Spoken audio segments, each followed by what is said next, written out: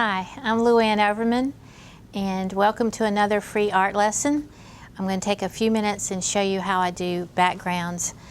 Sometimes I'll do a painting and I'm just so happy with the painting, and then when I get to the background I'm so stumped. And sometimes the background will just ruin a good painting. And I learned that you can do several things with the background. One is you can make kind of a crucifix form, which would be like this, you know, and the other could be a zigzag, which would be like this. And it just gives your eyes somewhere to go. Another could just be straight out and maybe curved off. So either of those would work for this. When I do the background, I just wet my paper and I just begin to charge in color. And I don't know if you can see here, but this is the highlight of this morning glory, and I need a place for to finish it. So what I'm going to do, since there's a lot of purple and blue here, when I wet this area, I'm going to charge in some greens. And I'm just going to wet a little area at the time, and I like for it to touch the top of the paper.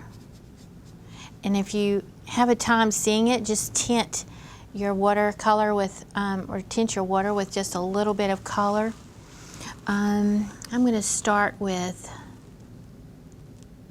nope, I'm going to start with the lemon yellow.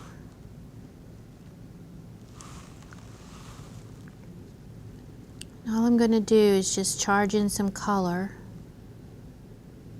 And you know the watercolor is going to follow wherever it's wet. And there's no particular way of doing it. I'll rinse my brush out. And I think I'll use some of this May green. A little more May green.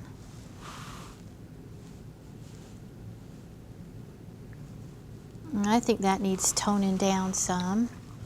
So I think I'll use some of this purple, like I used in the flower. Whenever I choose colors for a watercolor painting, I always choose at least 3 colors, my red, my blue, my yellow, and then maybe an accent color. And I just pretty much use those colors all throughout the painting, and it keeps it uniform and helps you with, you don't have so many decision making. All right.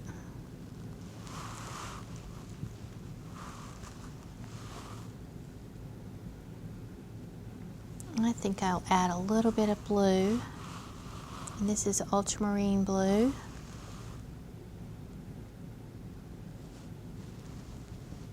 And I'm just using water now to just kind of move it around. You could get it really wet and move it around by tipping your board or your paper.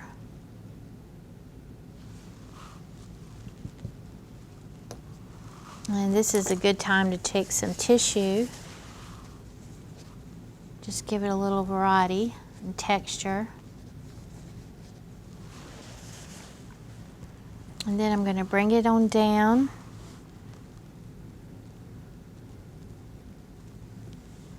Around this petal.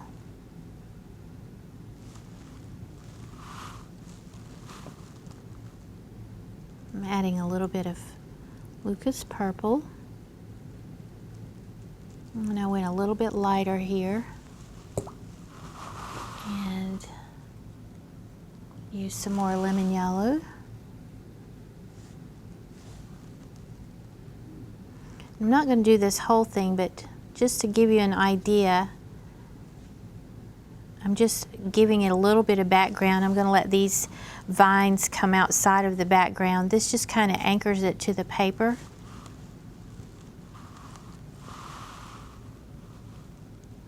Take some ultramarine blue.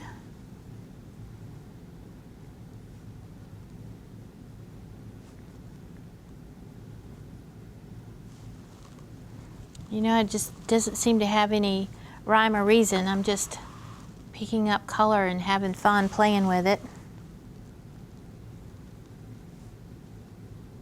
Ooh, that's some nice purple down here. I think it's good to use the purple down where the green is, and then the green up where the purple is, so there's some contrast. a little tight area. Leave some white so it'll look like sunlight. Add a little bit more ultramarine.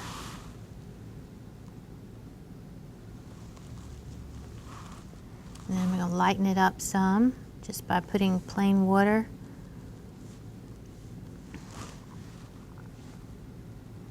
And I'm just going to continue to do this all through. And I'm going to pull it down this way, and then I'm going to pull the color this way. So you just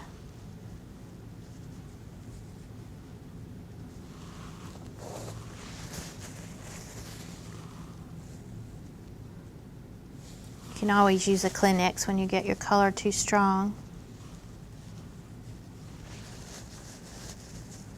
And so you can use this formula for doing a background for just about anything. You can use the shape of a crucifix or the shape of a Z, or you can just do look like a tree trunk shape and give your flower or whatever object you're painting a background. And it's really easy to do. It's just really playing with the watercolors. Thank you for joining me, and check out my website at www.brushmarksbylouann.com. Thank you.